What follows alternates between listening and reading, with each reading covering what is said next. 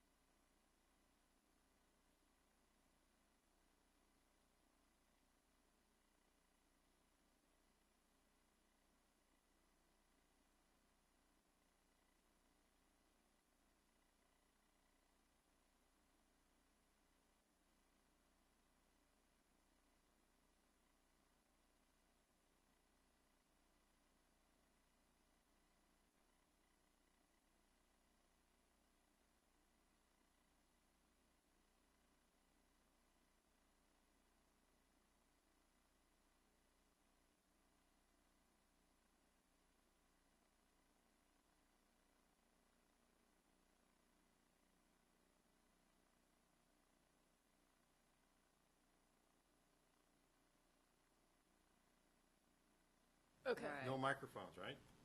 The microphones are on. I can afford college.com. I can afford college.com. Take what you're doing and add an education. Check financial aid to change your situation. Get the money you need to go to college today. Sign up online for your financial aid. I can afford college.com.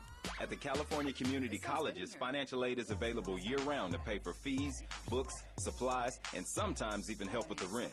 Find out how to get your financial aid at ICanAffordCollege.com. Okay. Sounds good. Hey, Hi. did you load that video by chance?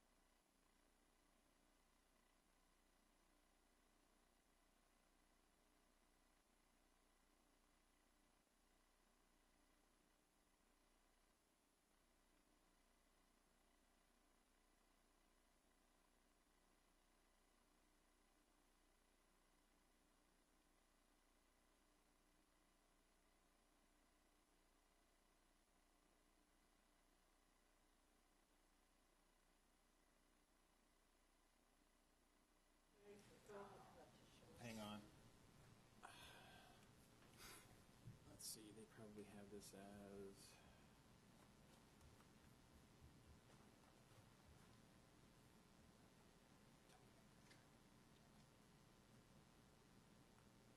You don't. Hang on, Connie.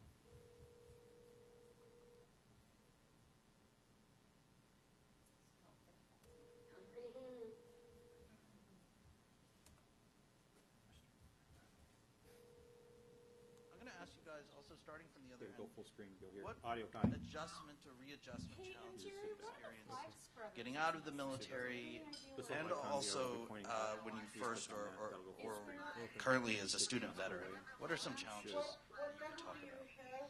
So my deployment For the to audio, Iraq wasn't I'm in the middle. locate, close with, and destroy the enemy. I didn't have a 50%. lot Want me to go of higher? Huh? open combat. I didn't lose anyone while I was there, and I didn't get shot or shoot anyone. So I'm not eaten up with PTSD like you have some people have those circumstances. So I assumed that my return to be polite society would be a pretty easy transition, and I was ready to be done with the military. I'd closed that chapter, and I was going to go get my education. And I didn't realize until midway through my first semester how much the institution had changed me. This should end. I edited it so with this version it should just stop, go fade to black and stop. Okay. But you just want to make sure you close out of the screen because if it does loop back, I don't know how to set up their player. Okay. Some players may be built in with a loop. I'm gonna just see what. I'm gonna just do this one more. I'm going to ask you guys, also starting from the other end, what adjustment or readjustment challenges you experienced getting out of the military, and also Icon down here. Okay, so I'm gonna go. You want to click on that. I'm going to ask you guys, also starting from the other end, what adjustment or readjustment challenges you experienced getting out of the military, and also when you first or currently as a student veteran? What are some challenges that you could talk about? Go over to the right 'cause the mouse is So right. my deployment to Iraq wasn't locate, close with, and destroy the enemy. I didn't have a lot of open combat. I didn't. Okay, and then this is one more time You is just double click that. so Go to view. view. Go full screen. And that's what you get. Perfect. All right, and escape. Okay, let me see this one more time. Just make sure I got this. I'll be doing this with my big boss. So. I'm going to ask you guys, also starting from the other end, what adjustment or readjustment challenges you experienced getting out of the military, All right, thanks, sir. Appreciate it. and also Now, when you get first stuck, or get lost, look over to there. Okay. And My savior. if you're in trouble, she will come rushing over. And Okay. Let me know that you're ready, All right. because it's always down. Okay. Yeah. So once you're ready, you look at me or tell me, and I'll be watching you, so I will bring it up. Okay. You don't even have to say. You don't have to say in the mic. You can turn the audio up. Just look over, and she'll know that you Okay. need to. Cool. All right. Okay. So how do I eject this? And To, what's your name? I'm David Lawrence, but it's actually Linda Michalowski will be doing the update. But Okay, so I'm gonna put Linda's. okay. Linda's presentation. Yeah. Well, she may have multiple, Yeah. but it's scheduled for first part of tomorrow. Although they did say if they're humming Are along you today, coming up to help Linda with that? I'm going to suggest that I do that. Yeah. Okay. Either way, I'm here and I'll get your attention. Yeah. All right. Okay, Thank you guys. thanks. Appreciate it. You bet. Okay. All right. Have a great day. Oh, just to let you know, I have a backup of this file in case something happens. Okay. All right. All right. Thank you much.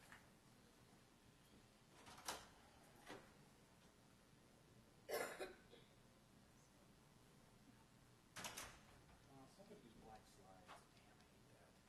Damn, I hate that. Just, yeah, because then you've got different colors on the sides.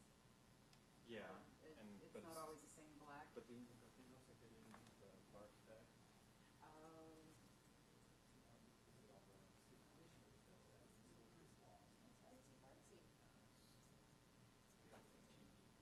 I know. I have to tell you, I created the template that you used. I think it was a blue screen for that. And it looks really pretty. It does. But it doesn't. Then I saw it on TV. This way more. I saw it on TV when you were, well, the web, when you were webcasting it. And I was like, oh. Doesn't look good, does it? A little bit more, Usually blue background usually Right there. does look but good. maybe like a foot. It what? What were you saying? Blue background usually does look good, but it depends on what color blue. No, it was a dark blue and it just wasn't. Yeah, dark blue A just little bit doesn't more. work. hair more, like a half a foot probably. There you go. Okay, now for fluffing it, is it about, it's up close to without the fluffer? It's pretty close. It's pretty close. The California flag just kind of folds at a longer point than that one does, but it's really close, Paige. It'll be fine. Does it look okay? Yeah, come check it out. It actually, I think it looks great. Oops, and I gotta turn the eagle hair.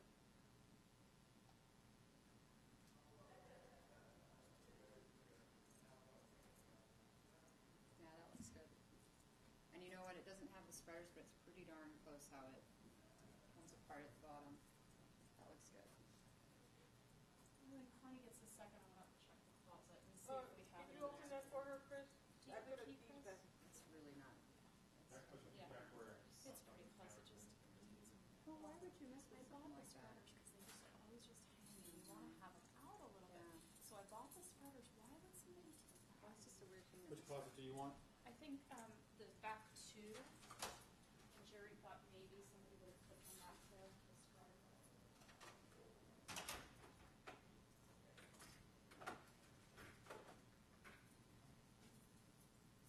Look okay?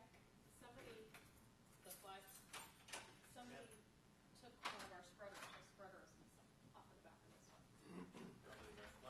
Yes. So I tried to And then they shake wrap it these all the way out. around the top. Yeah. They must have had them then somewhere. Here. The eagle, because the other one doesn't have one. I think I'd leave the eagle and just, people may not notice it's off of the other one, because it's actually been missing off the other one since last Mr. July. Perry, do you have audio in your presentation? No, So Paige, you're gonna go like. you're looking at him. All right. Oh, really?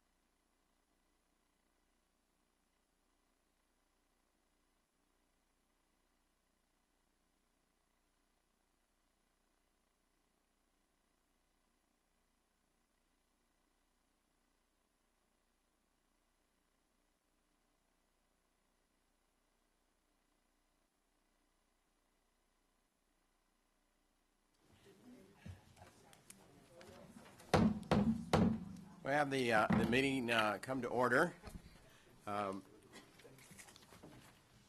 Good morning and happy New Year. Good afternoon, as it be. Roll call, please.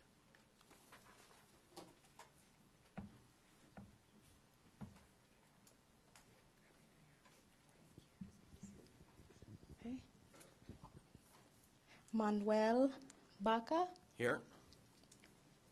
Jenna Barrera, Jeffrey Baum, Here. Natalie Berg, Here. Joseph J. Belansky Jr., Here. Danny Hawkins, Here. Lance Izumi, Here. Deborah Malumed, Henry A.J. Ramos, and Gary Reed. Thank you, Clarissa. Vice President Baum, could you please lead us in the pledge? I'm so glad you asked me, because my fourth grade daughter, as Linda Wong can attest, was the pledge leader in her class a couple of weeks ago. So she taught me how to do it properly. So please stand and put your hand over your heart and turn and face the flag. Ready, begin. I pledge allegiance to the flag of the United States of America and to the republic for which it stands, one nation, under God, indivisible, with liberty and justice for all. You did great. She will be proud of you. Okay, again, Happy New Year. It's good to have all of you here today. Let me just cover just a few things before I turn it over to our Chancellor. I want to especially thank all of the folks that worked on the Vet Summit in December. It was a great event.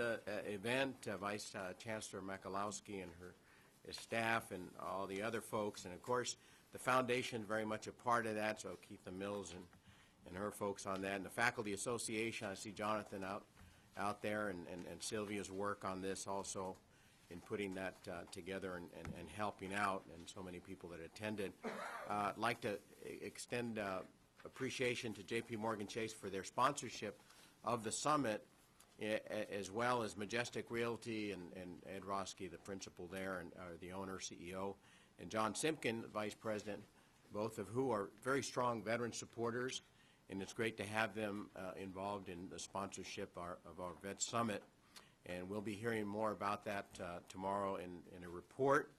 And I'd also like to thank the Chancellor very much for putting together the reception, the Board Chancellor reception at the Community College League Conference in November, and appreciated the turnout. Was great there. I think it was a good opportunity to engage with CEOs and trustees from throughout the state, so very appreciative of that. And I know that we're looking forward to the CCLC Legislative Conference later this month. Hope that at least a couple of us can attend that legislative effort, and so we'll be engaged in that. And upcoming next month, the National Legislative Conference, February 9th through 12th in Washington, D.C. is another opportunity to make sure that the community colleges are engaged in a discussion with, along with community college representatives from throughout the country on various issues affecting us. And I know that Vice Chancellor Vince is working on putting together some of that. So we'll look forward to Vice Chancellor Stewart's work on that, and the Chancellor's involvement in those meetings with legislative representatives. Very pleased, I think we all are, with the Governor's proposed budget affecting the community colleges. It is really a sign of his confidence in our work, and also a sign that we need to continue to work on the student success initiatives, even more so because of that support. So special thanks to the Governor for his, again, for his support on that. And I'd like to congratulate and thank Steve Bruckman for his work here with the Chancellor, and wish him the best of luck at City College of San Francisco. I know that you will be a great asset to that organization, so thank you again very much. And I'd like to welcome Clarissa and Rangel for joining us, and thank again Jerry for her work over the past few years. Please, if you could stand up again. Welcome. We look forward to working with you. All right, Chancellor Harris. Thank you, President Baca, members of the board. It is a pleasure to welcome the board back to Sacramento, and Happy New Year to all of you. I want to just report on a couple of things that have taken place that coincide with President Baca's comments. As he said, we're going to get more details on the budget later today, but it is certainly an endorsement, I think, of the wonderful work being done at all 112 of our colleges up and down the state, the support the administration has proposed, and Vice Chancellor Troy will provide you some more in-depth information on that budget a little bit later today. Earlier this month, new UC President Napolitano and Chancellor Tim White and I had the opportunity to co-present on a panel over in San Francisco with the Governmental Relations Association for U.S. Higher Education Institutions.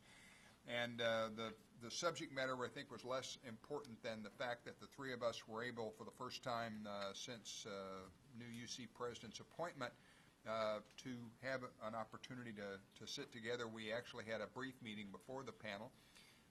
I can report that President Napolitano is going to be a wonderful addition to California higher education, and she and Chancellor White and I are now having calls on a regular basis, and as I'm sure many of you know, tomorrow afternoon Chancellor White and I are going to co-host a reception in her honor here in Sacramento, to which I think all of you have been invited.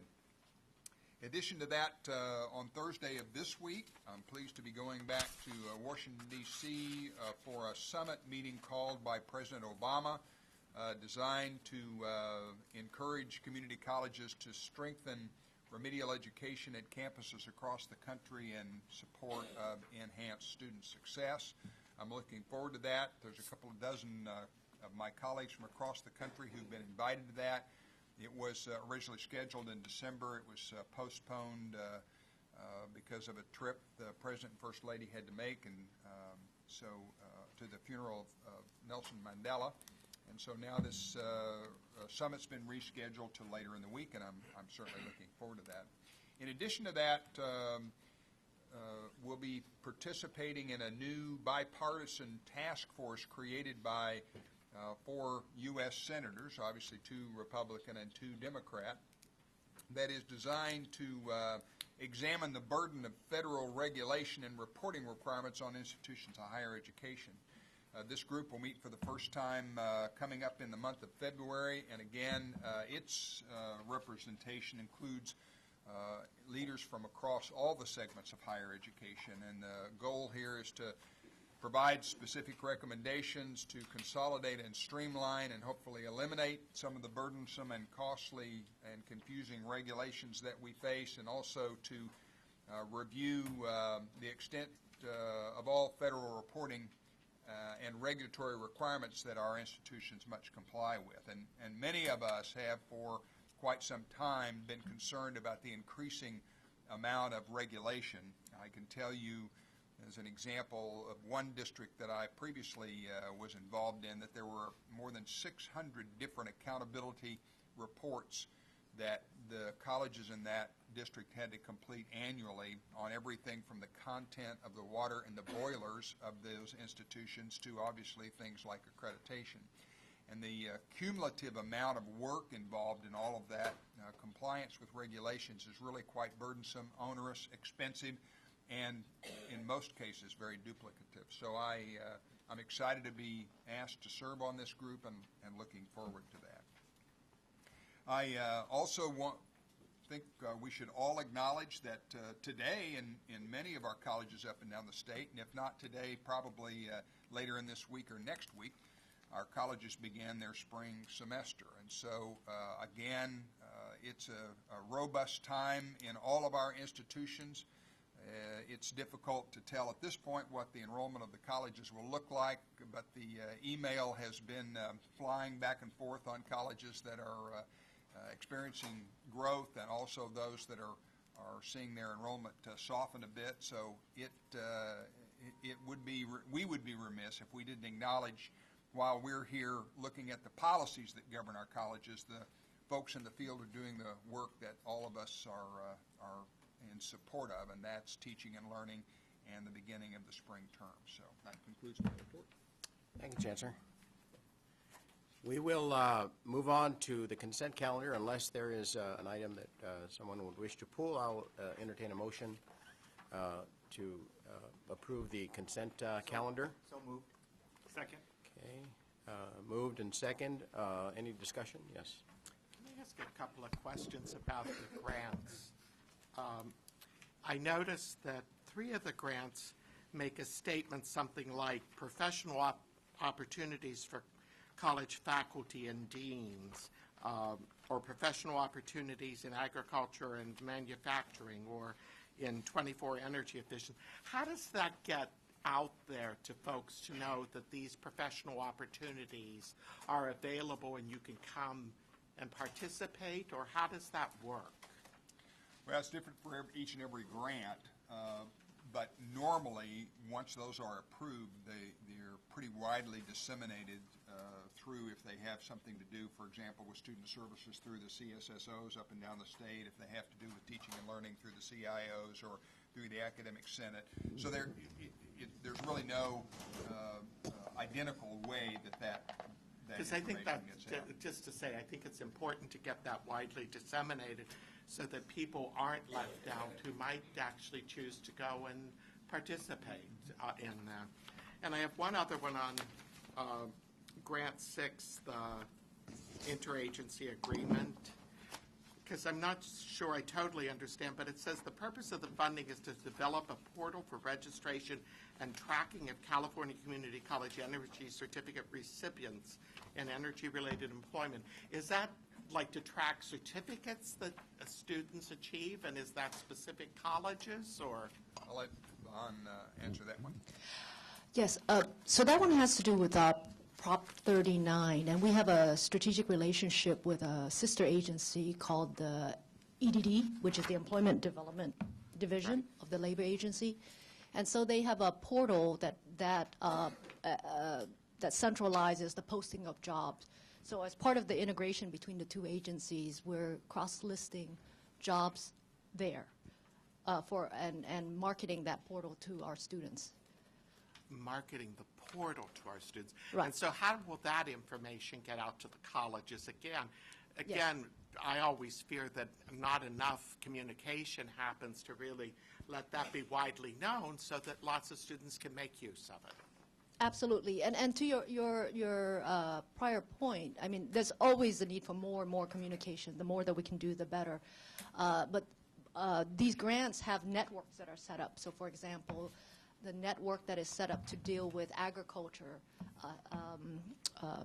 curriculum, and so the faculty involved in those networks are the ones that are targeted for that professional development. Yeah, just to say it again, what I always worry about is the fact that we have a lot of adjunct faculty who are working in those areas, and they need to know too, in addition to just the full-timers who might have, stepped up to help do the work and get the curriculum together or get the programs together. It's just, that it's so widely disseminated that everybody can make use of it.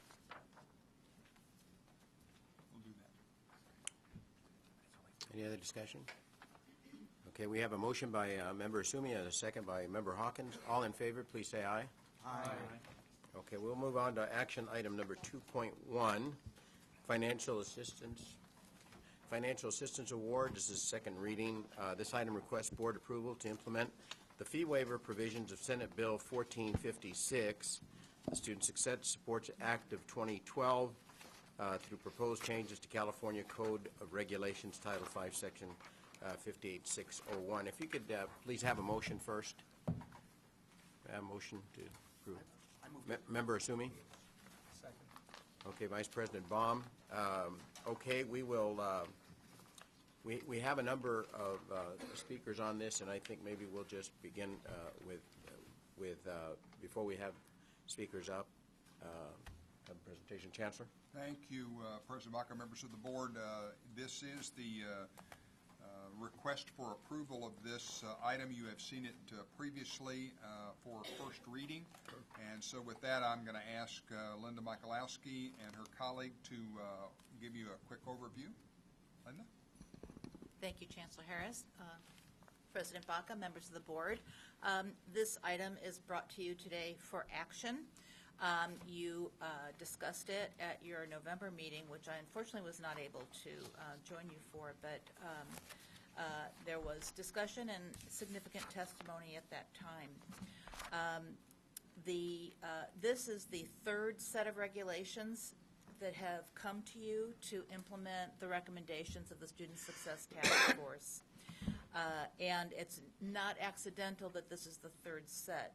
We tried to approach the 22 recommendations of the task force in a manner that would have them work together, that would coordinate the implementation, and so this follows regulations on enrollment priorities and regulations to strengthen the support services that we provide to students through the Student Success and Support Program.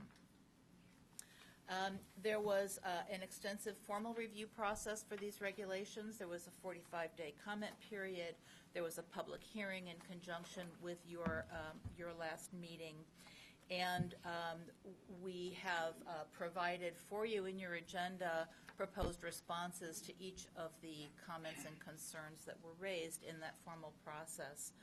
Prior to that formal process was probably 2 years of informal discussion of this particular set of regulations, both as the Student Success Task Force was discussing putting academic criteria on BOG fee waiver eligibility, as the language in SB 1456 was being developed and then adopted, and then as the regulations were put together by a broad-based task force.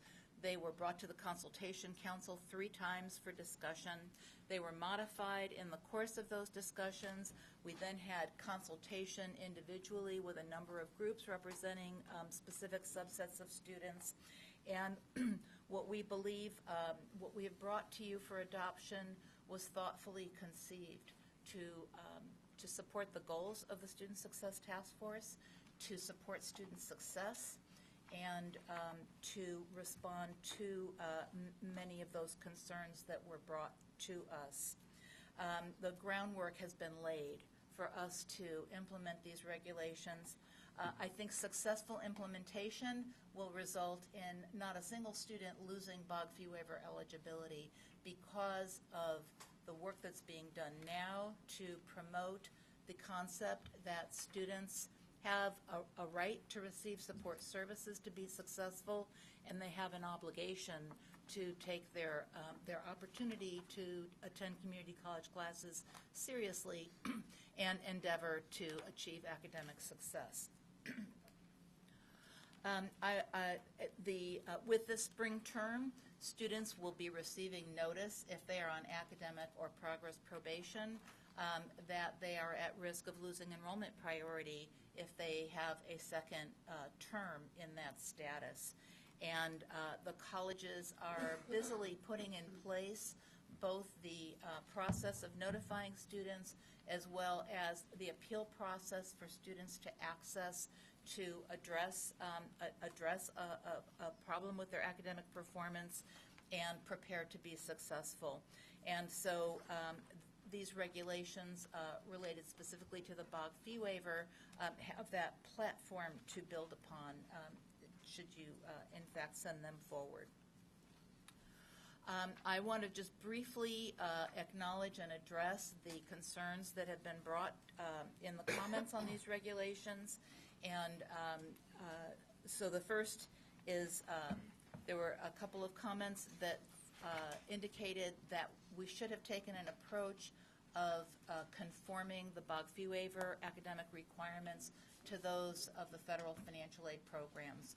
That issue has been discussed extensively. It was discussed by the Student Success Task Force. We took it to the financial aid community, and the conclusion was that we should, in fact, not take that course for a couple of reasons. One is because the federal requirements are out of our control. They're constantly changing, and they require an investment in an individual appeal process that's very labor intensive because they're so restrictive and so they follow each student's classes and classes completed each semester very closely, and we simply don't have the resources to do that for all of the BOG fee waiver recipients. In addition, we adopted an approach that will allow BOG fee waiver eligibility to be consistent with eligibility for continued enrollment priority, so that there can be one process of letting students know that they're at risk, that they are subject to loss of eligibility, and one single appeal process to get students back on track for enrollment priority and for their BOG fee waiver. A second concern that we have heard from numerous groups, and I suspect you will hear again in testimony today, is that all disadvantaged student groups should be exempted from these regulations. And we have confidence, I believe you have confidence, that this approach to consistently encouraging students and supporting students to be successful is the way to improve our success rates. A third concern that we've addressed and that you may hear again is that we should have a consistent, uniform statewide appeal process or statewide criteria for appeals for students who face extenuating circumstances as a result of their being in one of the groups that has statutory entitlement to enrollment priority. So that would include veterans, EOPS students, DSPS students, and CalWORks students. The one group that is exempted in these regulations from any penalty is foster youth. That is an exemption provided for the next 3 years, which is the period in which the foster youth enrollment priority statute will be in place. And during that time, we intend to look at the data on how those students are performing compared to other students and be prepared to address what happens in subsequent years as the enrollment priority legislation is reauthorized. Foster youth, unlike other groups, do not have statutory language that ties them to the Student Success and Support Program requirements, and that's why they have been treated differently in these regulations. For the other groups, as I said, we've included specific language that districts are to take into consideration, the disadvantages associated with their being in those populations in the appeal process, and we have confidence that that will allow colleges to closely monitor the progress of these students. Should the students demonstrate that they needed support services that they were unable to get in a timely manner, that is also a basis for appeal. So we believe that we have protected these students from undue consequences. So in conclusion, these regulations are consistent with the intent of the Student Success Task Force, and I believe with your intent in adopting the regulations of the Student Success Task Force. They lay the basis for students to be more successful, for the colleges to support students to be successful. And I think that this has been, of the regulations you've heard so far, this has been the most controversial from the very beginning. And I think that's because it goes to the heart of our commitment to access for disadvantaged students. If a student can't pay for classes, a student can't attend classes. And so I think that we need to reassert that it's our intent that students will have the support that they need to be successful in the classroom and in their educational career. And it's only in that context that I ask you to adopt these regulations, and we will all have a responsibility to continue to work with all constituencies in our colleges to make sure that that promise to students is fulfilled. With me is financial aid specialist Rhonda Moore, and she can help me answer any questions that you might have. Thank you, Vice Chancellor Michalowski, for your work on this, and thank you both for being here. Before we have board member comments and questions, we have a number of presenters. Vice President Baum, could you please? The first speaker is Jonathan Lightman from the Faculty Association for the California Community Colleges. And following Mr. Lightman, it will be Jesse Ryan from the Campaign for College Opportunity. And each speaker has 3 minutes, up to 3 minutes. Thank you, Mr. Chairman and members. Chancellor Harris, Jonathan Lightman on behalf of the Faculty Association of California Community Colleges. We have provided written comments, which I understand have been circulated to all of you, so you've had an opportunity to review our concerns.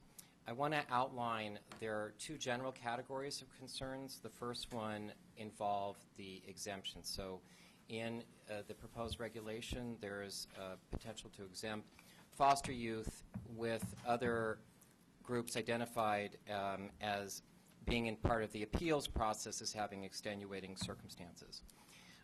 I would suggest to you that that's problematic from 3 levels. First, there's a policy problem, which is to say that as we discuss this, not just within our system, within the legislature and the public at large, that we do have an overt concern which was repeatedly discussed during the Student Success Task Force as well as in the legislative deliberations of protecting at-risk youth in this process. There is no single definition of at-risk. Although the community college itself, the system and through the state, has developed programs to serve students which we know to be at risk, including CalWORKS, including EOPS, including DSPS, including foster youth, including military. We just, in fact, had our Veterans Summit, which we look forward to the conversation tomorrow, which we're so proud to be a part of, where we say, as a system, we recognize the special concerns of military students, and we recognize their status as having specific considerations at risk, and we could say the same with the EOPS, DSPS, and CalWORKS, to suggest that because foster youth are exempt from the registration priority does not suggest that these others are not at the same level of being at risk. So that leads into the second problem, which is that we have a legal problem. And that is that we have similarly situated groups of students being treated differently.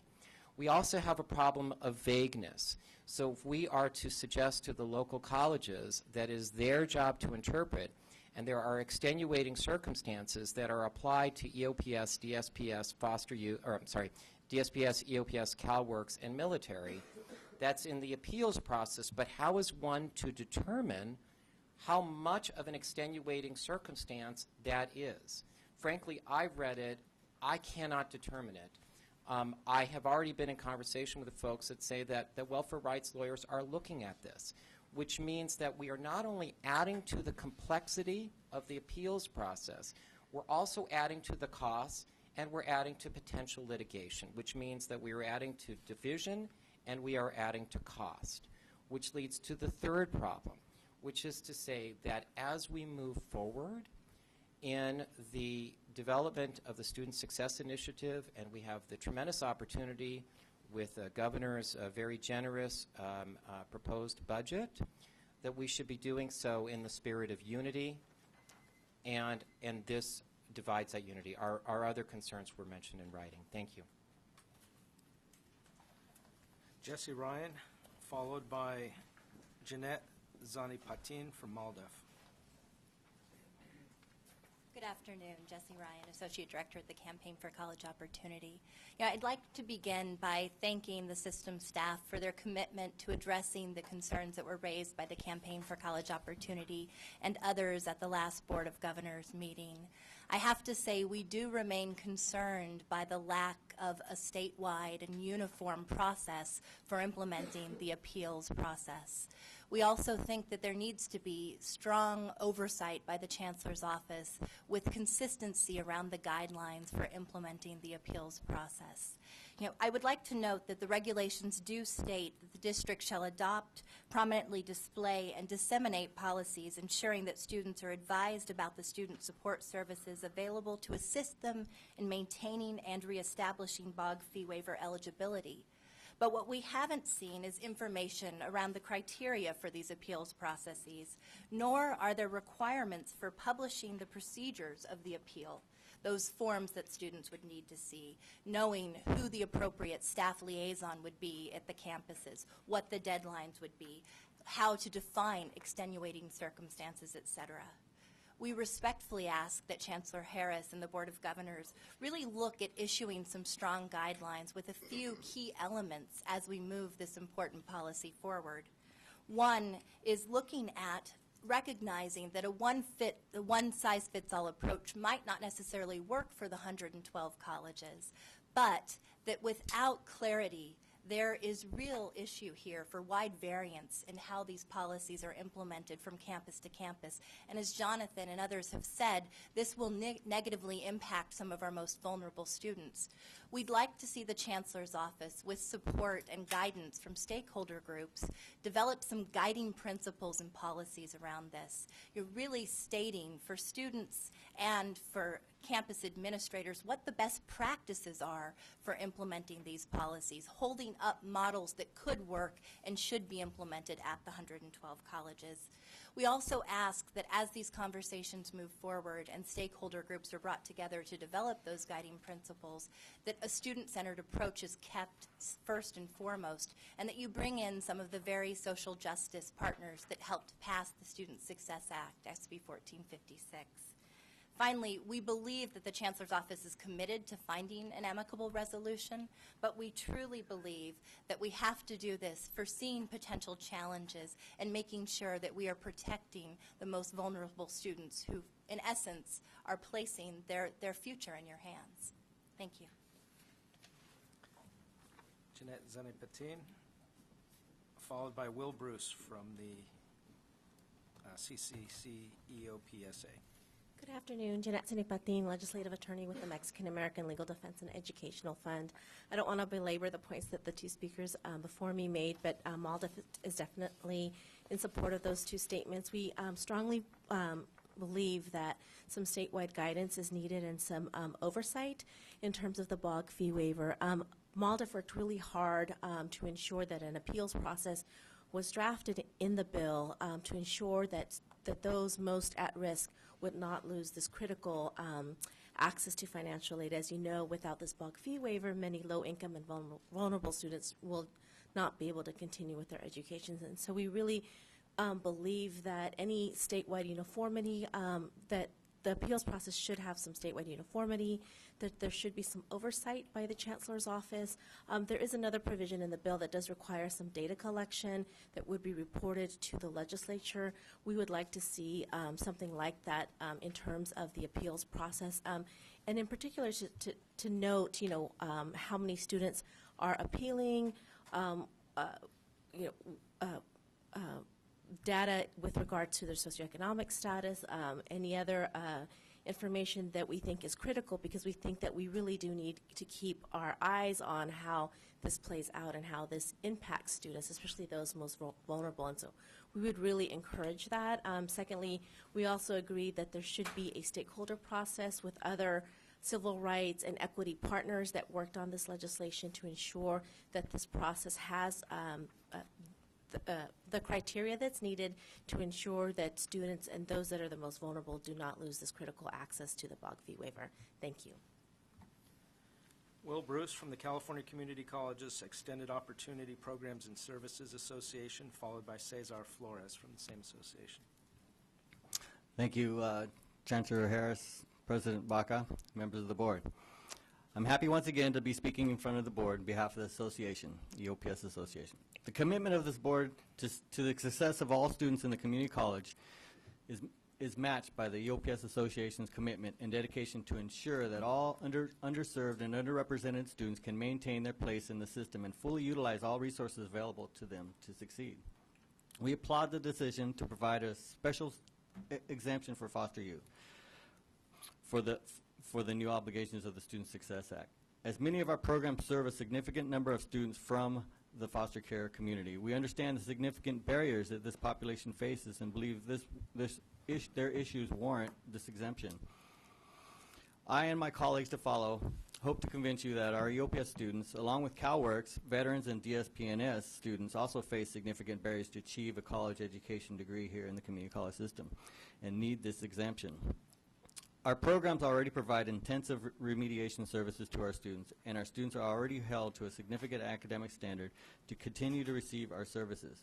We feel the penalties our students would possibly face under the new Student Success Act standards would impact them to devastating effects that was thought to be avoided for the foster youth, and I respectfully request the same provision.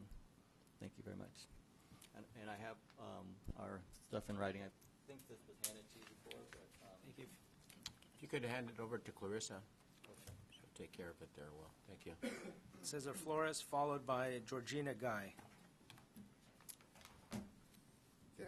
My name is Cesar Flores. As mentioned, I am the EOPS coordinator at Oxnard College, but I also serve as a representative for the association.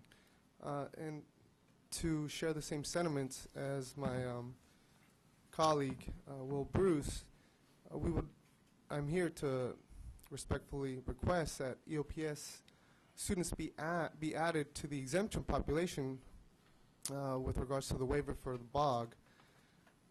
One of my main concerns that I wish to discuss at this moment is the aspect of retention. Our students will face significant barriers when it comes to retention if, in fact, they're not given access to the BOG. There are mechanisms already in place statewide through the EOPS program, of which our program works collaboratively, not just with financial aid, but other support services to assure that our students are getting back on satisfactory academic performance levels. Creating an additional barrier will really only handcuff or limit our ability to continue to improve retention and to allow students to progress, considering the fact that they already come in with significant barriers. So that's something that I really wanted to touch on, and I hope that the board takes into consideration. Thank you. Thank you very much. Georgina Guy, followed by Nancy Reyes, or Retis.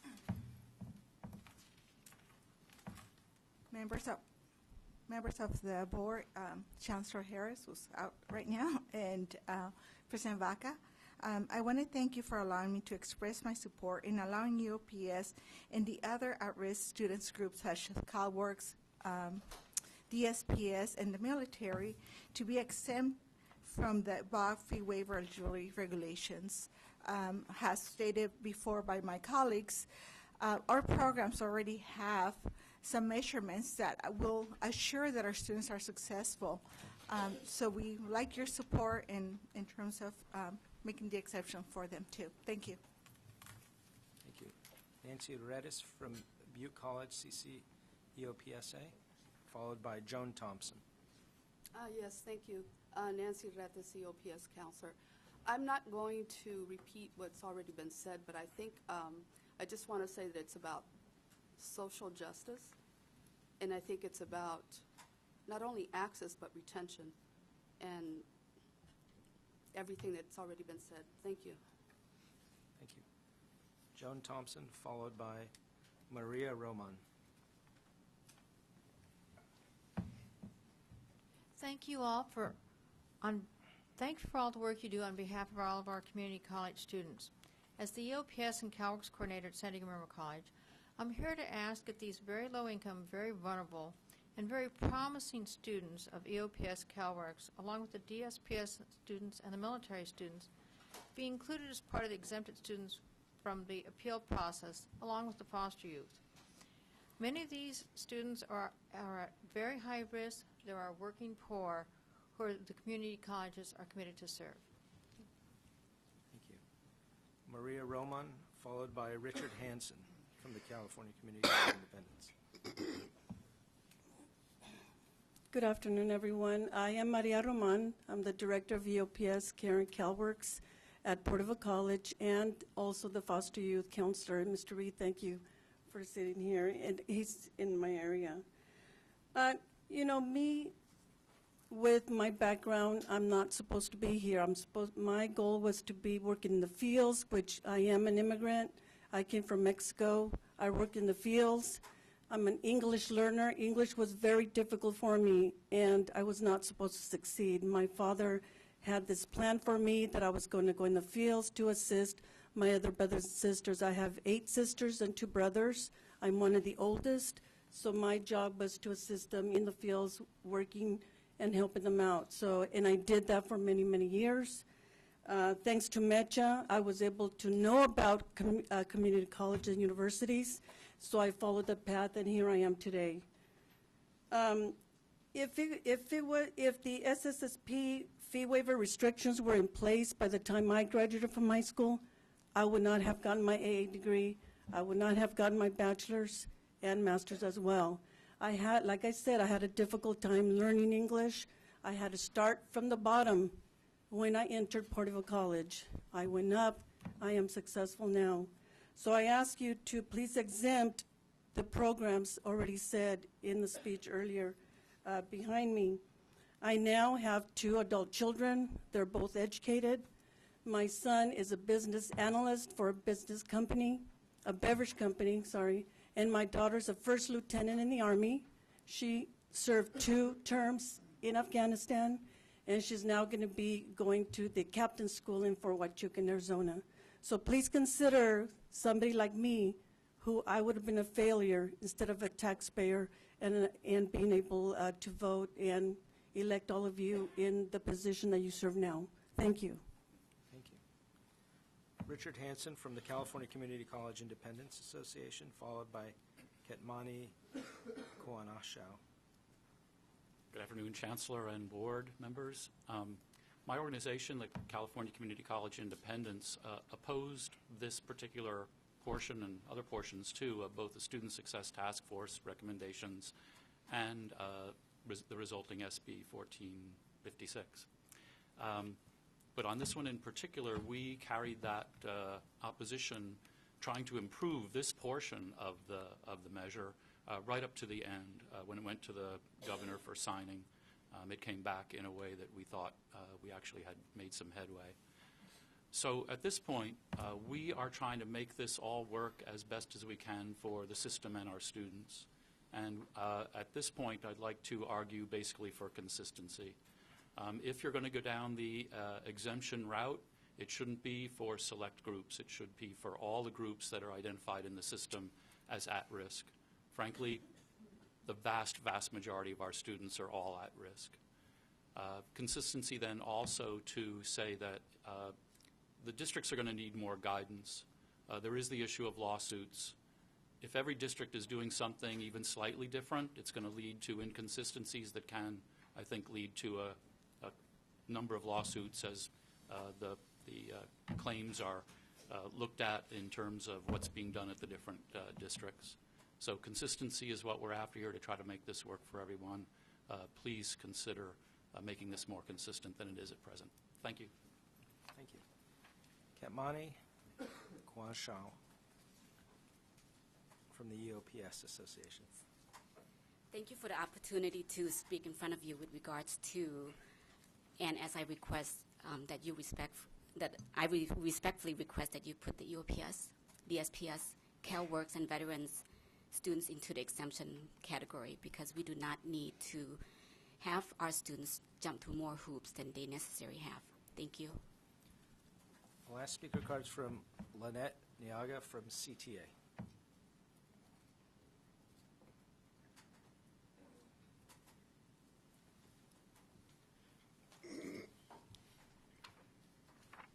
It's it's a pleasure to speak in front of you, and I wanted to let you know that the Community College Association, which is a part of the California Teachers Association, has a policy to uphold student rights and to eliminate as many barriers as possible to student success. And since we all are devoted to student success, I would ask that you make a consistent policy about at-risk students to include all these groups. Thank you. There are no other speaker cards. Okay, very well. Thank you all very much for your input. Members, questions? Yes, Vice President Baum? I have a couple of questions. First, this has been on our agenda for at least 3 meetings, if not more now. What changes have emerged in the recommendations since we began the process of considering this on the readings? There have been 2 changes in that process. The first is that the exemption for foster youth was inserted. And the second was that the specific appeal criteria based on a student's being part of one of the identified at-risk groups was written into the law. So for all of the other groups that are designated for enrollment priority, which now includes veterans, EOPS students, DSPS students, and CalWORK students, all of those are singled out as entitled to an extenuating circumstances review should they request it, so that they will not, their loss of eligibility would not be taken lightly, and would be, to me, that appeal is an opportunity for a college counselor to sit down with the student and have a frank conversation with them about the circumstances that have caused them to be in this situation of having 2 terms of GPA, cumulative GPA below a 2.0, or completing less than 50% of their classes. It's an opportunity to work with that student to make sure that that student is matched with available services to help them improve their academic performance. It's an opportunity, not a penalty. Does that happen after they've lost it, or will that happen before they've been put on the status? Both. I mean, the appeal is after the student is told that they've got 2 terms on probation and therefore their eligibility is lost. At that point, they can lodge an appeal, and each college is required to provide an appeal process and to notify students of the appeal process so that they can access it. But there are also requirements both in these regulations and in the Student Success and Support Program regulations that you adopted. It is required that colleges provide services for these students and that colleges do follow-up with at-risk students.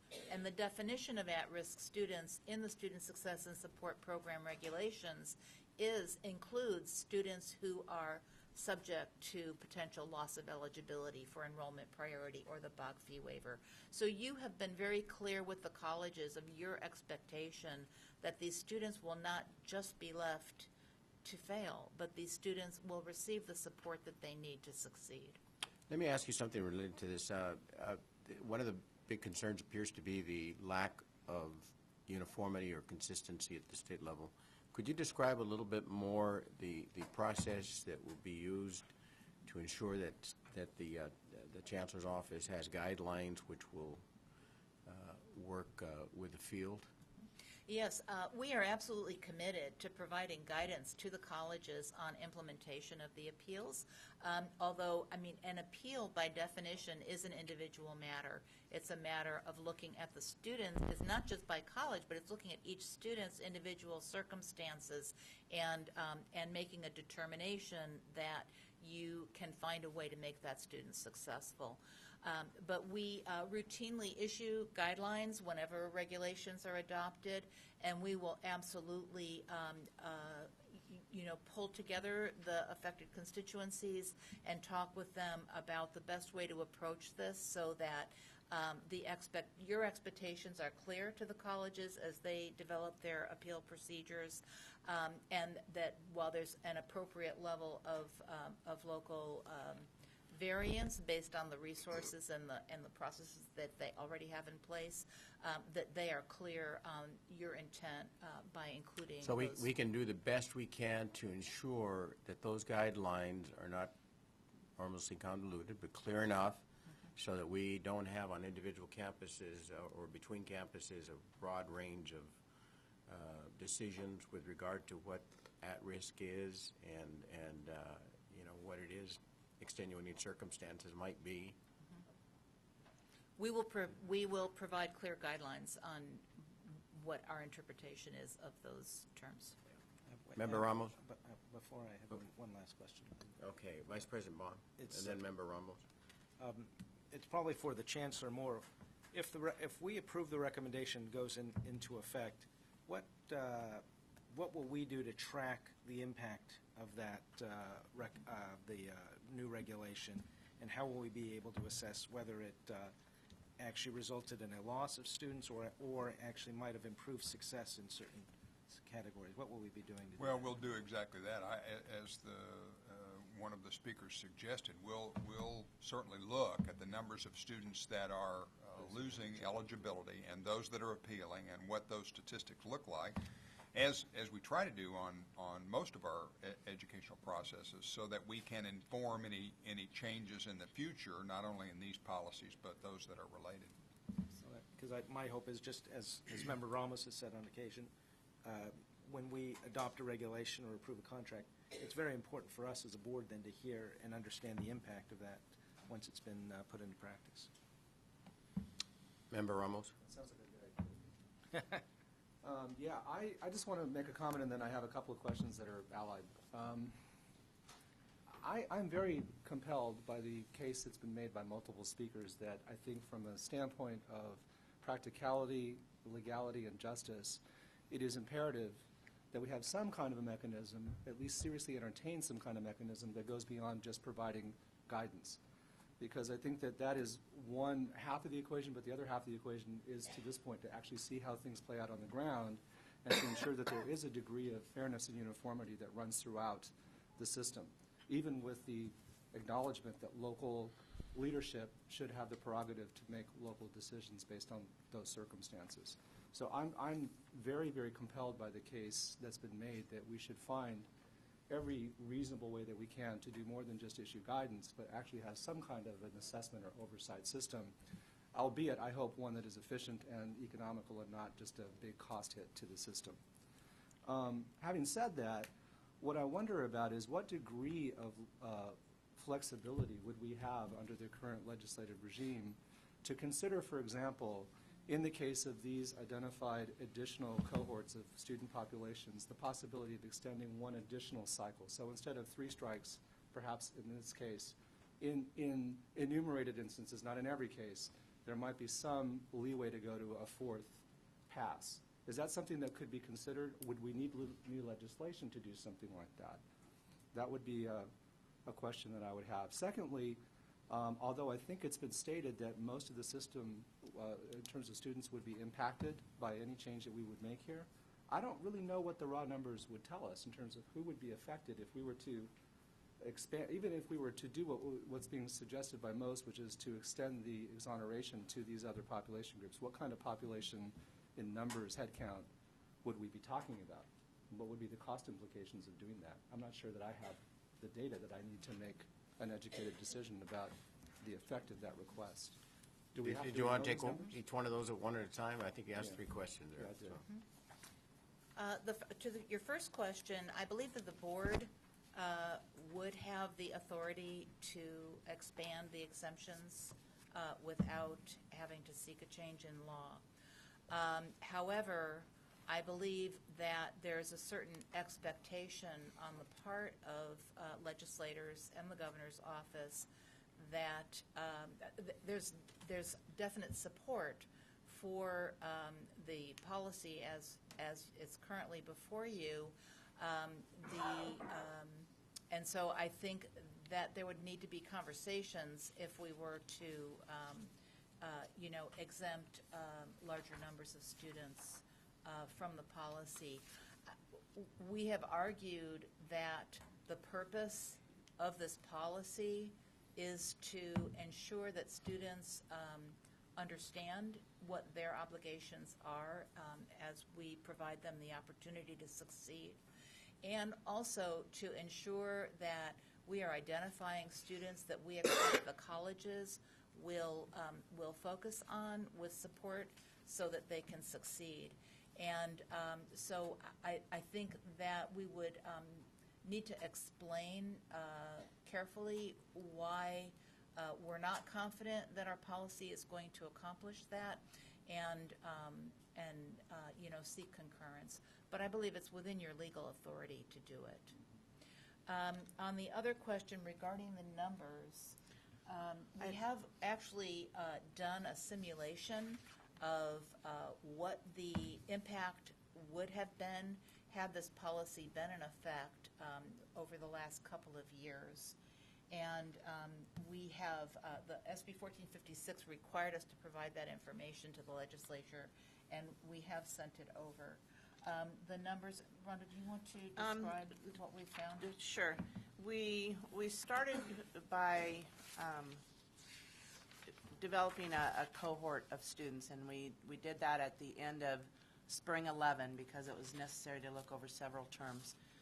So students at the end of spring 11 who had achieved at least 12 units, that's when we start measuring academic and progress standards in the current regulation.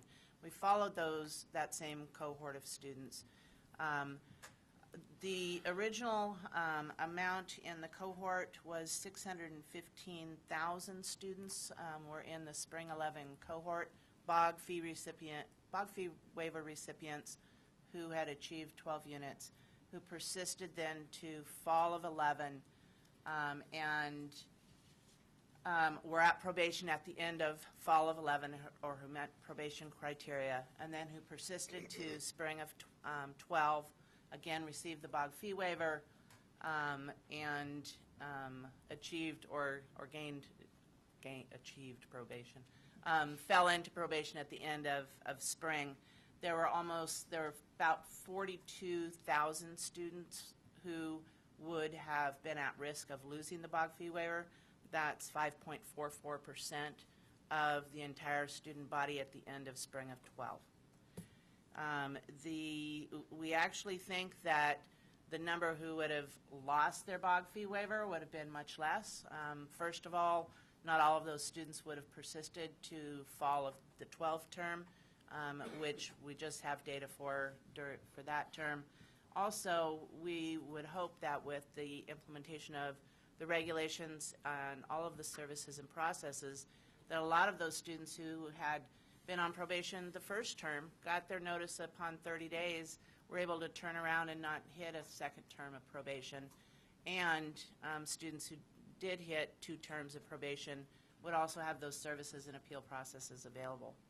So we're looking at, the highest number of students who would have been affected would be 5.4%, and probably much less than that. That's not just foster care. No, that's all the students. BOG waiver. That's all students. Okay. What about the matter of the oversight?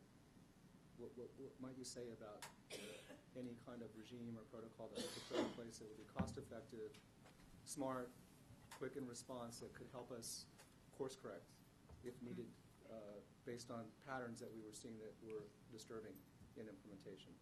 We will absolutely monitor the data on this. We will look to see not only the numbers of students being affected, but who they are, to look for any disproportionate impact. We will do that both on a statewide basis and look at what's happening at individual colleges. When you receive your budget update, you will learn about potential funding that we may have to actually interact more closely with the colleges around all of the student success work. And, this is, we don't take this lightly at all. We will look at the data. We will look at student outcomes and reevaluate this if necessary. And we're going to do that anyway. It sounds like that's We're what going to do that already- anyway. So the final thing I'll say, and I apologize for the length of my query, is that to the extent that we can continue, as we have very aptly done so to this point, to engage some of these outside stakeholder groups that have a strong interest in the issues, I think we will be well served in our, thinking and our actions going forward. Seems to me like that would be wise and probably reflect the kind of good faith that we've carried forward to this point and ensure that everyone at the end of the day will feel good about what we end up with. I couldn't agree more. We've made that commitment in writing in your proposed response to the comments. Member Sumi? First of all, thank you very much, Vice Chancellor Michalowski, for your presentation, and I want to thank all the members of the various groups who have taken time to come and testify before us. I know that it's an important issue, and I know myself and my colleagues on the board really appreciate everything you've had to add to this discussion before us. I just a question about the simulation numbers. So you had 42,000 students that may have been affected by this policy. Out of that 42,000, since it's all students, did you tease out the students who are in EOPS, military, the various other groups who were, discussed here? No, I didn't. I didn't bring all of those numbers. Okay. Yes, we teased out some of those. We teased out, and I have numbers today on ethnicity. Okay. We in our letter that we sent over to the legislature, we highlighted some of these. So let me just highlight those for you. Pacific Islanders at 7.5%, African Americans at 7.3%, and Hispanics at 7% show a higher risk under the fee waiver provisions than do Asians at 4.9% and whites at 3.5%. So we had the baseline of all students, 5.4, and the highest Pacific Islanders, small population, but highest percentage, and then African Americans and Hispanics coming in the low sevens. Students aged 18 to 19 were 8.8%, so they were a lot higher than older students. Older students over the age of 50 were 2.4%. Rates declined from 6.3% at age 20 to 24 and up to down to 2.4% for over 50. There were no big differences between males and females. We reported to the legislature on students with disabilities, 8% compared with students without disabilities, 5.6%. We were able to run the data against foster youth, and they showed a little bit higher risk of losing the fee waiver. We ran it against EOPS and CalWORks. Okay, you ran it against EOPS and CalWORks? We did. I didn't bring the data, but CalWORks showed it about 10%, 9 or 10%. EOPS showed between 8 and 9%. So they were higher at risk than the general population. So what you're saying is that out of the 100% of EOPS students, about 8 or 9%. 8 or 9, I can't remember the exact figure, but would probably have been affected by this. they could have been affected by this. Right. By this. Okay. So and then because I think that's important because just in terms of just a general discussion about this, and I understand everybody's concerned, but unless the decision-making body, us, is able to put these concerns into some kind of perspective in terms of how many students might be affected that are being discussed by the members of the various groups. I mean, it's harder for us to make that ultimate decision because if it were 50% or something like that, that would be a very big concern for, I'm sure, for members of the board. If we're talking about numbers like 8, 9%, given the fact that the average, even for those groups that may not be as affected, may be about 5%, that's something for us then to helps us, I think, make that decision. We ran the modeling during our discussions with our work group. So the stakeholders that we had around the table got a peek at the data and the numbers. We reran it last fall, kind of fine-tuned it for a little bit more current numbers. When we and the work group saw the numbers and saw that they weren't, there are some abnormalities. I mean, there's some higher risk groups of students, but it wasn't 50%. It wasn't 20 or even 15%. So I think we felt that it was that the protections we had for those groups were going to help a lot. Well, I think that's important for us to know. So in none of the different groups that really go above 10%. The CalWorks, I think, beeped above 10%, like 10.2, something along that order.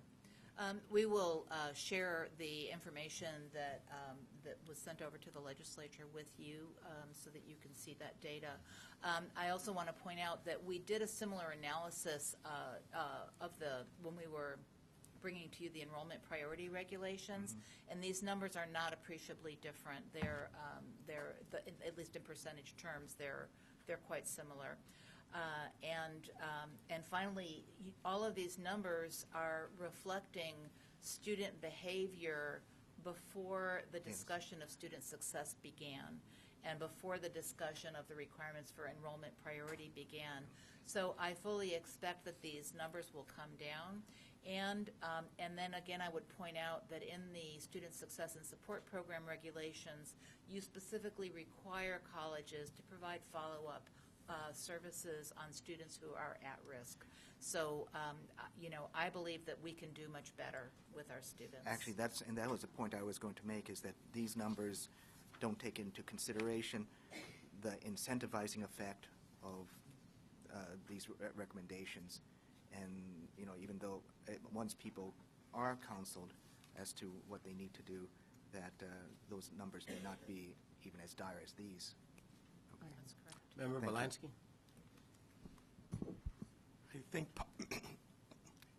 I think part of the struggle, obviously, is that the BOG fee waiver has been around for years, a long time, and that the only criteria for getting the BOG fee waiver was income.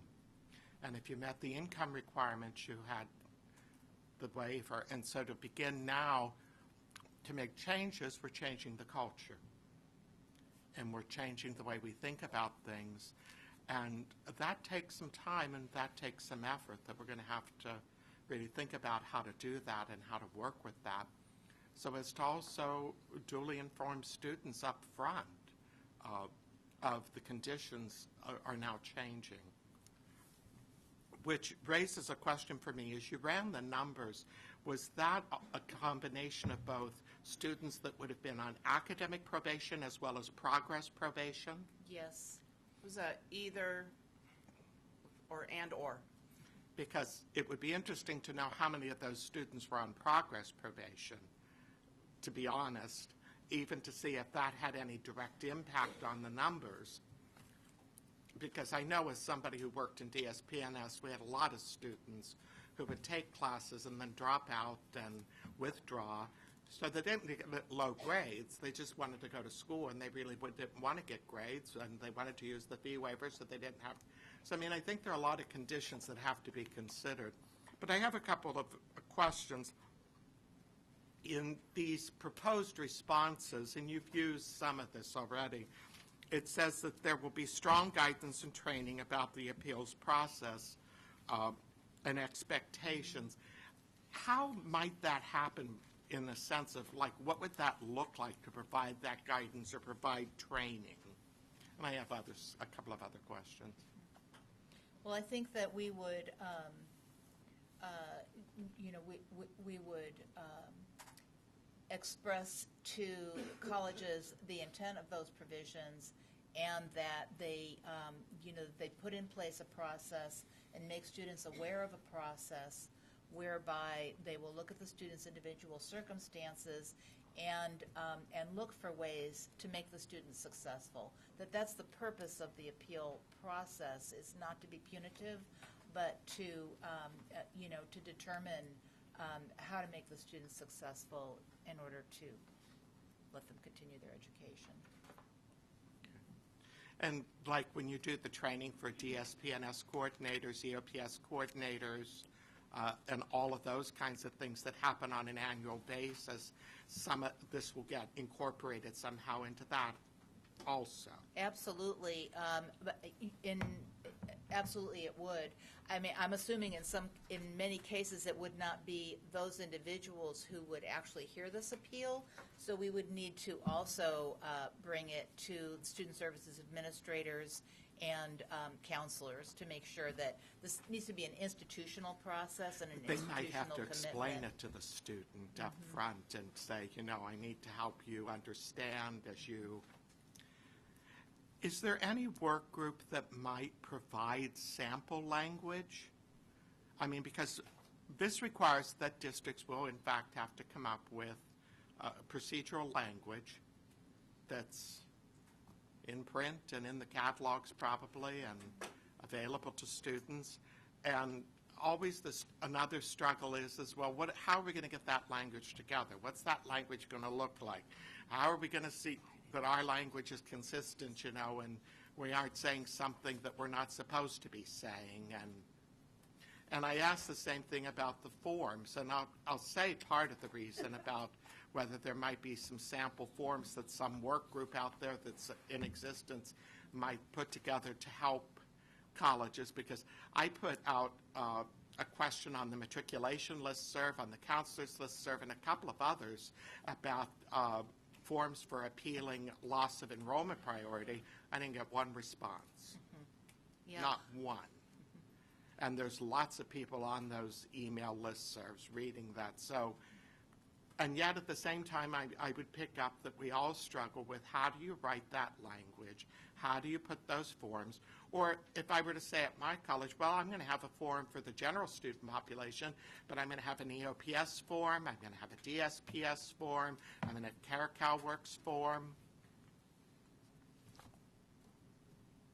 Well, typically, I'm not aware of a single existing work group that would be able to adequately inform that discussion, but we would go to all of our work groups. So, my staff work directly with the EOPS directors, with the DSPS coordinators. We have a Student Success and Support Program Advisory Committee. We have an advisory group on counseling. We will go to all of those groups and ask for their input and suggestions, as well as ask them for their existing processes. Some student services administrators have already sent me examples of their appeal forms, and so we'll work broadly to identify best practices and approaches, and then make that information available statewide. Yeah, because it's one thing, as you know, to pass Title V regulation. It's a much more difficult thing in my mind to implement them and implement them effectively so that you're not disservicing students, but you're helping students. Member Hawkins? Thank you. I appreciate all the presentation and testimony from everybody. So I'm going to try to do this, see if we can get through it. I'd like to propose an amendment to the regulations as stated to include veterans, EOPS, and DSPS, and CalWorks in the exemption portion of the regulation.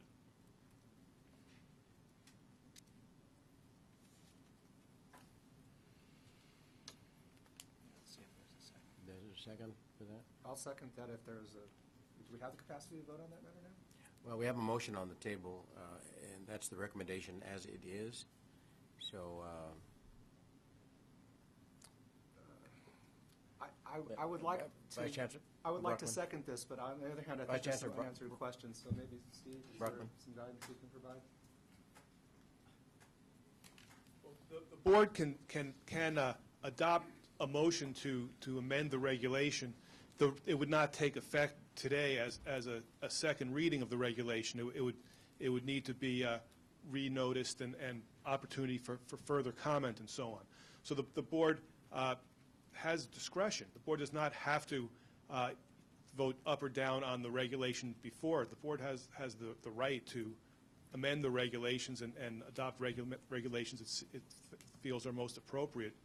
But an amended regulation would not be ripe for adoption here today.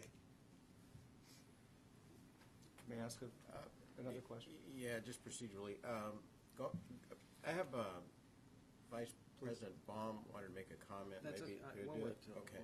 Well, what I would like to suggest is a friendly amendment. I think we need more time and more discussion, and maybe in the nature of your proposal, we would have that. It comes as part of my understanding of the policy, because it has to go back out to the field, right, Steve? Yeah, then in that case, I will second the motion on the floor. Okay, Vice Chancellor Bruckman, could you help me out with this procedurally? Let's see here. We have a motion on there. We have a requested amendment. Well, there are two motions before the board at this time. So the board would properly vote on the motion that was first made before voting on the motion that was second made. So I think that would be the procedural course. Okay, so we'll vote on the motion as motion from Member Asumi and a second with Member Baum. And before we have that, we do have a couple of comments. First of all, Vice President Baum. I just wanted to talk about the original motion, and I would oppose the second motion right now, too. I started college during Governor Brown's first term, and I was able to go to college because of the Cal Grant proposal. And I didn't do so well my sophomore year, and I realized that if I didn't keep my grades up, I would lose that Cal Grant and imperil my ability to continue college. And it was a powerful incentive for me to get my act together and do better my junior and senior years. And so I come to that with understanding that personally. And then I also assess the fact that we're here about improving and increasing levels of success. So we want to bring that 10% of CalWorks who would be vulnerable down to a much lower rate, as well as the underrepresented minority groups, as you mentioned. And the other thing I start with is the fact that the California Community College fees are the lowest in the nation. And yet over half of the students at my district, Pasadena City College, are receiving the fee waivers. To lose that fee waiver would actually not prohibit a student from continuing. They would have to actually get back into good standing academically, but they would be able to continue their studies. They just wouldn't have it free instead of having to, they'd have to pay for it. They'd have to find the resources, and they'd still be entitled to other resources. They're also subject to other incentives. The Cal Grants still require, I think, a minimum grade requirement.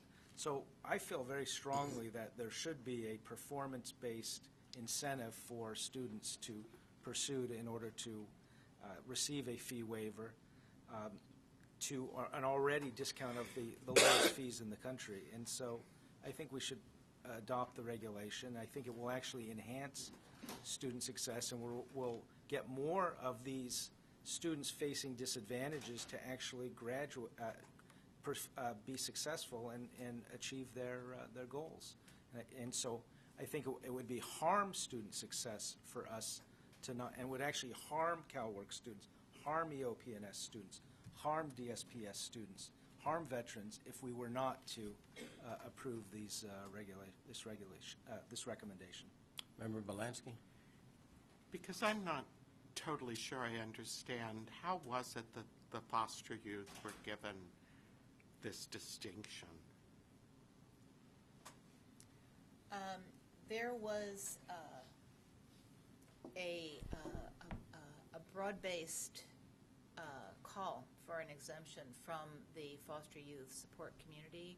It included the Department of Social Services. It included some legislative members. And they pointed out that they questioned our legal basis for restricting what they saw as a statutory entitlement to enrollment priority for foster youth. And there's actually a legal challenge that's been filed that we're in the process of responding to now. And when we looked at it, we were not confident that under current law we would prevail if we did not make a change.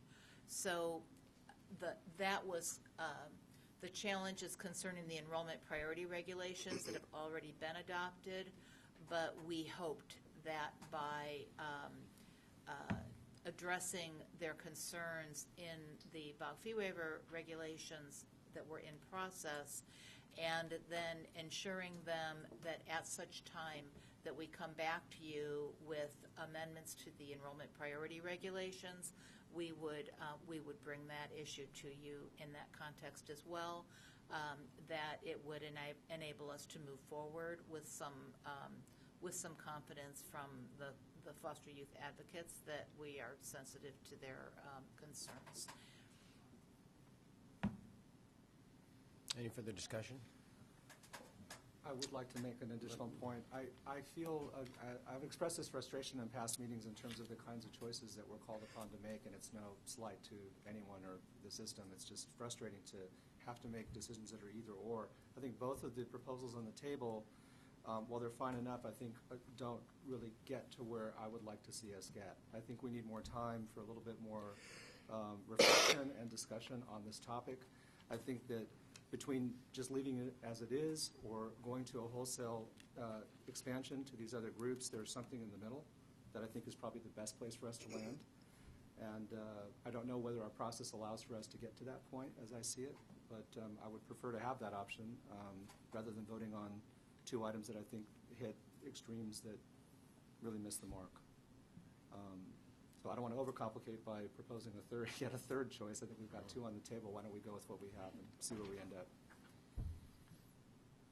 Okay, we have two motions, and we'll take a vote on the first, which is the motion to approve the item 2.1. Point of order, Mr. President. Can we have a roll call vote on both motions, We please? will have a roll call vote, yes, sure.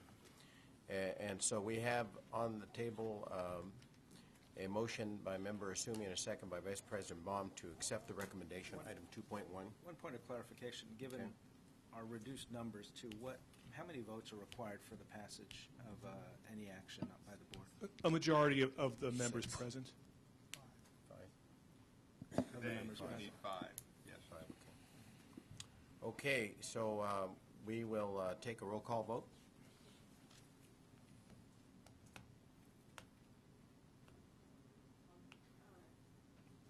This is the first motion. It's on the first motion. Motion, Manuel Baca, Aye. Jeffrey Baum, Aye. Natalie Bird. Aye. Joseph J. Belansky Jr., I'm going to abstain. Danny Hawkins, No. Lancy Zuni, Aye. Henry Ramos, I'm going to abstain. Gary Reed, Okay, recommendation is approved. What was the vote? If you give us the vote. 5 yeses, 1 no, and 2 abstentions. And we will now take the second motion. Well, the second motion Is nullified. might need, I suppose, would need to be amended if the makers of the motion would like to proceed. The first motion has been adopted. The regulations have been adopted by the Board of Governors. If the Board of Governors members who made that motion feel that the regulation should be changed, the board could adopt such a motion and begin the process to do so. I so move. And I would second. Okay. Motion by Member Hawkins and second by Member Ramos to amend the financial aid awards recommendation as To include the issue of to include the additional entities, including the VETS, EOPS, DSPNS, and CalWorks as an amended motion. So we have any discussion? Can we just add, just to clarify, at least what I'm looking for is additional study time and opportunity to assess ways to refine the protocol so that it can best meet system and individual needs. I don't know a better way to say it, but I think what I'm looking for is... I would accept that as a friendly amendment. I'm looking for additional time for us as a board with the chancellor and his team to entertain the new information that we've received and to see if there are better ways to implement this than the generic policy that we just approved. So to be clear, your motion is not to necessarily amend the previously approved recommendation, but to look at exemptions further with regard to EOPS, VETS, DSPNS, and CalWorks? That sounds like what I'm looking for, an opportunity to, rethink the implementation based on new information and discussion.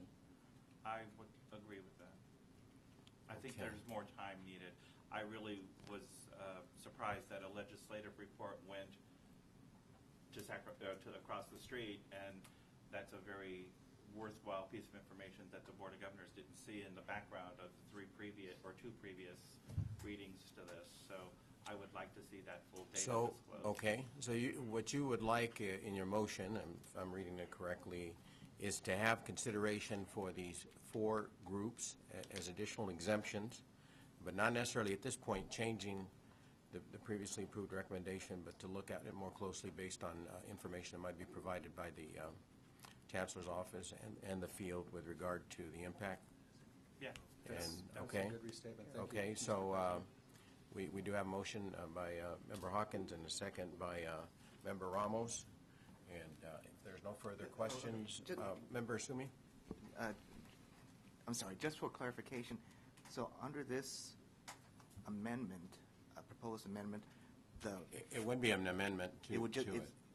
It would not? No. Okay, so what we just voted on will stands right now. This is just, this is a further motion for study for these other groups then? Correct. Okay. Okay, any further need for clarification or discussion? Okay, we'll do another roll call vote. Can I just make sure we have it right over here? Sure. So it's consideration for additional exemptions for the 4 groups and allow more time to discuss, study the regulations? Yeah, for, additional input from the field and the Chancellor's office with regard to the exemptions, 4 additional exemptions, which would include VETS, EOPS, financial aid, and CalWorks, as to impact and possible consideration for an amendment in the future, but not at this point. Vice President Baum. I just had a question, too. We did receive assurances from Chancellor Harris and Vice Chancellor Michalowski that we would continue to study the impacts of this proposed this regulation on these groups. How does this motion differ from what would already be in place and then possibly come back to us for modification if so? I don't want to read into that, but Member Hawkins, I'm assuming that you want emphasis placed. That's true, but also, we just approved regulation. This has to go, I believe, to the Department of Finance for approval. Isn't that the next step for this? And what is the time frame for that? Because with that process happening, maybe there is more time already built in. But really what I was getting at was not necessarily running to implement this tomorrow, per se, which I know doesn't happen. But still, we did approve this item 2.1 as stated, but I still think there's more that needs to happen, as Member Ramos has stated. Maybe a happy medium between the 2 extremes we could find. But isn't that correct, Steve, that it does have to go for further approval before it can be enacted? The regulations are presented to the Department of Finance. How long that process will take varies. It could be within the next month or so that process is completed, or it could take longer. Member Belansky had a question or comment. A question and a comment. If I've read this correctly, the implementation is until fall of 2016 anyway, correct? The ultimate implementation, correct. The impact on students would not occur until then. This additional research and input, and which I hear the recommendation asking for additional research, additional input, additional whatever was stated, is there a time frame in which that's to be accomplished? Or is it like within the next 25 years? I hope it's in. I think that there's we do have a built-in time frame in terms of entertaining these proposals if they're approved, correct, as part of the review process. Isn't that built in? Well, no, I think it's a valid question. If the board would like to direct staff with a time frame for feedback on this, I think that would clarify and answer that question. What we're talking about is your interest. I would expect that should be able to get something by the next board meeting, regularly scheduled board meeting. Yeah, 90 days, I would say, would be a good time frame. Can you live with that? Okay. 90 days? Yeah, that would take us beyond that, but that's fine. And Jerry, do you have? Do you? Board meeting is March 3rd and 4th, I believe, so that's like 6 weeks, I guess. 6 weeks. You think that's good? 90 days would be mad. Let's go to March, sooner than later. Okay. Do we have the motion appropriately stated? I just say It's complicated. Vice President Bond. the only thing I would say, whether you vote for or against this motion too, I think what we're all trying to do is figure out what's best to help the possibly the disadvantaged students of our system, and a no vote doesn't mean a vote against EOP and SDSP support or acknowledgement of the unique disadvantages those students face, as well as I understand, and my colleagues on the board are also looking for ways to make sure and ensure absolutely that we don't lose focus and try to find a way that continues to meet those needs of these classes of students. Okay. Member Sumi. Also, too, yeah, I mean, because as the Chancellor had mentioned, and Vice Chancellor Michalowski, that these numbers will be constantly updated, and so that, and we'll monitor them. So if it turned out to be the case that those simulation projections were, hugely askew, and that we're talking now 25% or something like that, went much larger than had been expected, it's always possible for the board to return to that based upon those numbers and then address those, correct? Absolutely. Vice President Baum. Is it possible, just to, as President of the Board, to ensure that perhaps at the next board meeting we would get that report that was referenced and have an opportunity to review and discuss it? I think that's Member Hawkins' interest. And do we even need a motion to put that on the agenda for the next meeting? Yes, from my point of view. Yes, Jeff, we do. Okay, we have a motion on the table. And Jerry, could you read what you have? I just have the noted 4 groups, and that you guys are going to discuss an amendment, and at the March 2014 meeting, you'll be, We will seek additional information to possibly amend this. Amend the motion just passed. Additional information, not to necessarily amend, but to address the issues and consider at that point that. All right? I think we have sufficient clarification on the motion. And so if there's no further discussion, we will do a roll call vote. Manuel Baca, Aye. Jeffrey Baum, No. Natalie Bird, Abstain. Joseph J. Valensky Jr., Aye. Danny Hawkins, Aye. Nancy Zumi, Aye. Henry A.J. Ramos, Aye. Gary Reed. No. Okay, that motion passed. Okay, thank you all very much. We will now take about a 15-minute break and then reconvene.